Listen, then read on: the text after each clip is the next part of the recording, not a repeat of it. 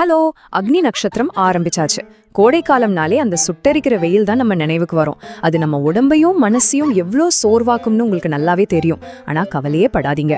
இந்த அக்னி நட்சத்திரத்தோட கடுமையான வெப்பத்திலிருந்து உங்களை முழுமையா பாதுகாத்துக்கிறதுக்கான ஒரு பர்ஃபெக்டான விளக்கு தொகுப்பு தான் இது. இதை நீங்க ஃபாலோ பண்ணாலே போதும், இந்த கோடையை ரொம்ப ஈஸியா கடந்துடலாம். இன்னைக்கு நம்ம 4 முக்கியமான விஷயங்களை கவர் பண்ண போறோம்.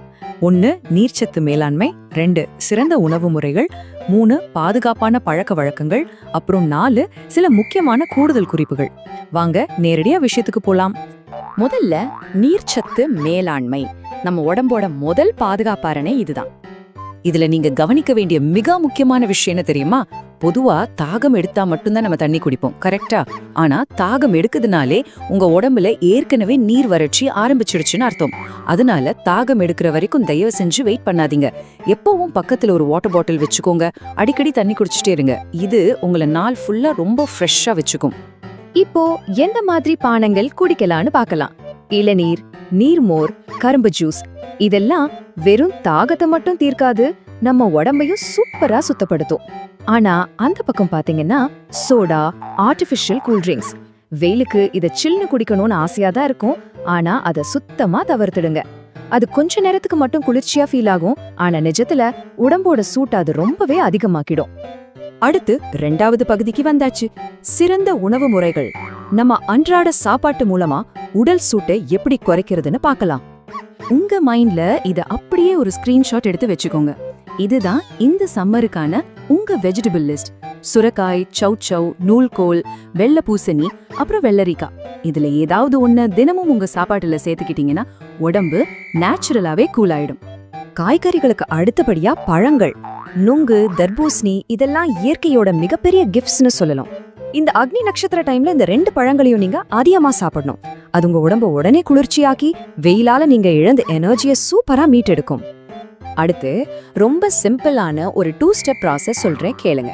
பாதாம் பிசின், சப்ஜா விதை இல்லனா சியா விதை, இதுல ஏதாவது ஒண்ணு ராத்திரி ஃபுல்லா தண்ணியில ஊற வைங்க. இதுதான் ஃபர்ஸ்ட் ஸ்டெப். 2வது ஸ்டெப், மறுநாள் காலையில எழுந்ததும் அதை அப்படியே குடிக்கிறது. உங்க மார்னிங் ரூட்டீன்ல இந்த சின்ன மாற்றத்தை செஞ்சு பாருங்க. உங்க உடம்பு எவ்வளவு லேசா மாறுது, சூடு எப்படி குறையுதுன்னு நீங்களே ஆச்சரியப்படுவீங்க. இதுல ஒரு சயின்டிபிக் ரீசன் இருக்கு. வெறும் வயிற்றுல சோற்று கற்றாழை, அதாவது ஆலோவேரா சாப்பிடுறப்போ அது நேரா உங்க வயிற்று பகுதிக்கு போய் மொத்த உடம்போட சூட்டையும் ரொம்ப வேகமா குறைக்கும். இது ஒரு சூப்பரான மருந்து. கூலாக்குற உணவுகளை பத்தி பேசின நாமவ இங்க ஒரு சின்ன வார்னிங்கும் கொடுக்க வேண்டியிருக்கு. மாம்பழம், ரொம்ப காரமான உணவுகள் மாதிரி இயற்கையாவே உடம்பு சூட்டை அதிகமாக்குற சில உணவுகள் இருக்கு. இந்த டைம்ல அதையெல்லாம் ஒண்ணு சுத்தமா தவிர்த்துடுங்க, இல்லனா ரொம்ப அளவா மட்டும் சாப்பிடுங்க. ஓகே, 3வது பகுதிக்கு போலாம். பாதுகாப்பான பழக்க வழக்கங்கள். வெளியில இருந்து நம்மளை எப்படி பாதுகாக்கிறதுன்னு பாப்போம். இந்த சம்மர்ல எப்பவும் வெள்ளல இல்லைன்னா வெளிர் நிற ஆடைகளை போடுங்க. ஏன்னா லைட் கலர்ஸ் சூரியனோட கடுமையான வெப்பத்தை உள்வாங்காம அப்படியே ரிஃப்ளெக்ட் பண்ணிடும். ஆனா கருப்பு நிற ஆடைகள் வெப்பத்தை மொத்தமா உறிஞ்சிக்கும். அதனால அதை கண்டிப்பா தவிர்த்துடுங்க. இந்த டைம்லைனை நல்லா நோட் பண்ணிக்கோங்க. காலை 10 மணில இருந்து மாலை 4 மணி வரைக்கும் இதுதான் டேஞ்சர் ஜோன். இந்த நேரத்துல தேவையில்லாம வெளியில போறத தவிர்த்துடுங்க. இதுல ஆச்சரியமான ஒரு ஃபேக்ட் என்னன்னா, சூரியன் உச்சியில இருக்கிற மதியம் 12 மணிக்கு குளிக்க கூடாது. இது உடம்போட வெப்பநிலைய ரொம்ப பேலன்ஸ் இல்லாம ஆக்கிடும். பகல் ஃபுல்லா வெயில்ல டயர்டான உங்க உடம்புக்கு ரெஸ்ட் ரொம்ப ரொம்ப முக்கியம். நைட்ல ரொம்ப நேரம் மொபைல் ஸ்கிரீனை பார்த்துட்டே இருக்காம சீக்கிரமா தூங்க போயிடுங்க. அந்த நல்ல தூக்கம்தான் அடுத்த நாள் வெயில தாங்கிற சக்திக்கு உங்க உடம்ப ரெடி பண்ணும். இப்போ நம்ம விளக்க தொகுப்போட கடைசி பகுதிக்கு வந்தாச்சு. கூடுதல் குறிப்புகள்.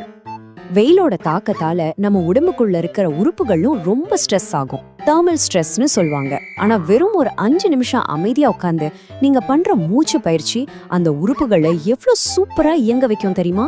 இதை தினமும் மறக்காம பண்ணுங்க. இறுதியா உங்ககிட்ட நான் கேட்க நினைக்கிற ஒரு ஸ்ட்ராங்கான கேள்வி, இந்த அக்னி நட்சத்திரத்துல நீங்க யாரை பாதுகாக்க போறீங்க? நீங்க தெரிஞ்சுக்கிட்ட இந்த சூப்பரான தற்காப்பு முறைகளை உங்க அன்புக்குரியவங்க கிட்ட ஷேர் பண்ணி அவங்களையும் பாதுகாப்பா வச்சுக்கோங்க. சேஃபா இருங்க. இந்த சம்மரை ரொம்ப ஆரோக்கியமா கடப்போம். இது மாதிரி இன்னும் நிறைய ஹெல்த் அப்டேட்ஸ்க்கு மறக்காம சப்ஸ்கிரைப் பண்ணிடுங்க. நன்றி.